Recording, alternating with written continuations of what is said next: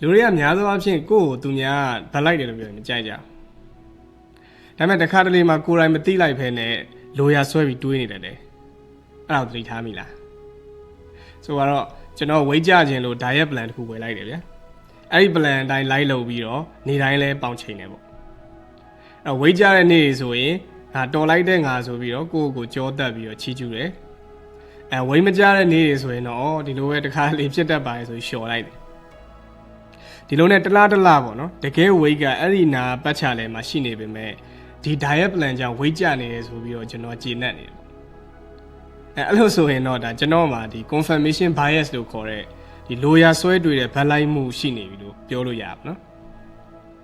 အဲ့ဒီ confirmation bias ဆိုတ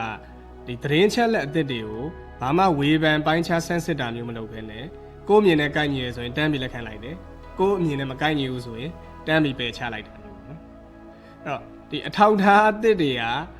ကကိုယုံကြည်ထားတဲ့အရာတွေကိုလက်ခံထားတဲ့အယူဆတွေနဲ့ကွဲလွဲနေစင်တကောင်လုံးမြင်အောင်မှစင်ချေရမတွေ့လို့စင်မဟုတ်ပါဘူးဆိုပြီးတော့ထိုင်ညင်းနေတာမျိုးအဲ့တော့ရလာတဲ့အချက်လက်တွေကိုကိုယုံကြည်မှုနဲ့ကိုက်ညီအောင်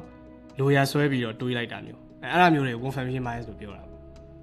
အကျွန်တော်မြန်မာစကားရှိတယ်လေသားသမီးယုံဆုံးလုံးကန်းဆိုတော့အဲ့တော့မိဘတွေကကိုသားသမီးကိုတချို့မိဘတွေပေါ့နော်ကိုသားသမီးကိုအရန်ချစ်တဲ့အခါမှာငါသားငါသမီးကမဟုတ်တာတော့လုံးဝမလုပ်ဘူးဆိုပြီးတော့လုံးဝယုံကြည်ထားတယ်အဲ့ဒီအချိန်မှာမဟုတ်တာလုံးတာကိုတွေးလို့တခြားတယောက်ကသတိလာပေးတယ်ဆိုရင်လုံးဝလက်မခံနိုင်တာမျိုးတွေရှိတယ်အဲ့ဒါ confirmation bias ဒီနေရာမှာဒီမိဘနဲ့သားသမီးကြားကိုအပြင်လူကလာပြီးဂုံတိုက်တာမျိုးလည်းဖြစ်နိုင်ပါတယ်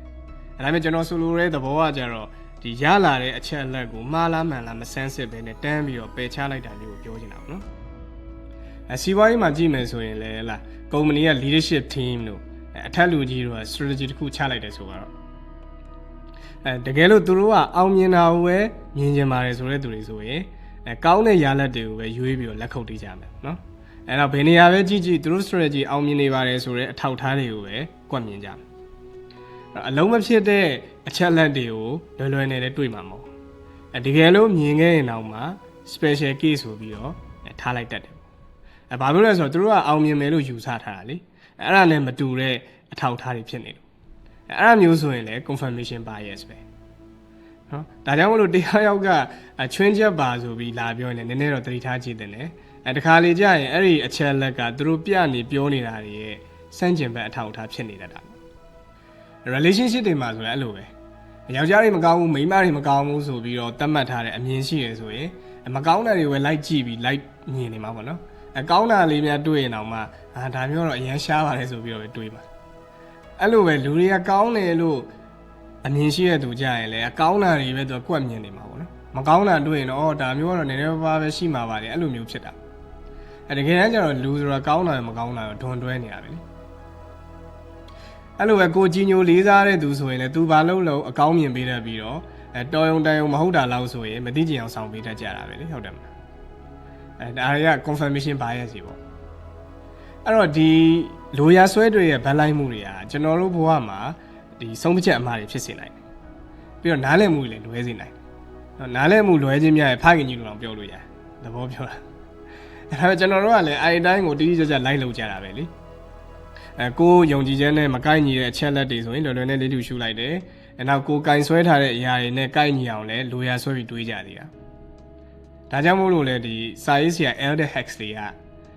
အချက်လက်တွေဆိုတာကိုလေးတူရှုလိုက်အောင်လည်းပြောက်မသွားဘူးသူကသူရှိနေမှာပဲလို့ပြောခဲ့နောက်ကြတော့ဒီကဘာကျော်ဘီလီယံနဲ့ Warren Buffett ကလည်းလူတွေကကိုယ်မှာရှိပြီးသားအမြင်တွေကိုပြောင်းလဲစရာမလိုအောင်အချက်လက်သစ်တွေကိုလိုရာဆွဲပုံဖော်နေမှာအရန်တော်တယ်ဆိုပြီးတော့ချီးကျူးခဲ့သေးတယ်ဒီလိုရာဆွဲတွေ့တဲ့ဗတ်လိုက်မှုပေါ့နော် confirmation bias ကိုပြောင်းလို့ခေါ်တော့ခက်ပါတယ်ဒါပေမဲ့ယုံနေတော့လုပ်လို့ရတယ်Charles Darwin ဆိုရင်လည်းဒီ confirmation bias short ချဖို့ပေါ့သူဖော်ထုတ်နေတဲ့ theory နဲ့စမ်းကျင်တဲ့အထောက်အထားတွေအချက်လက်တွေတွေ့တာနဲ့သူချက်ချင်းရေးမှတ်ထားတယ်ဘာဖြစ်လဲဆိုတော့အုံနောက်ကဒါမျိုးတွေဆိုလွယ်လွယ်နဲ့မေးတတ်လို့ပေါ့နော်ပြီးတော့မှနောက်ဆုံးအမှန်တရားရတဲ့အထိလေးလာစမ်းစစ်တာတွေသုံးသပ်တာတွေလုပ်တယ်ပေါ့ကျွန်တော်တို့အနေနဲ့လည်းဒီ Charles Darwin လောက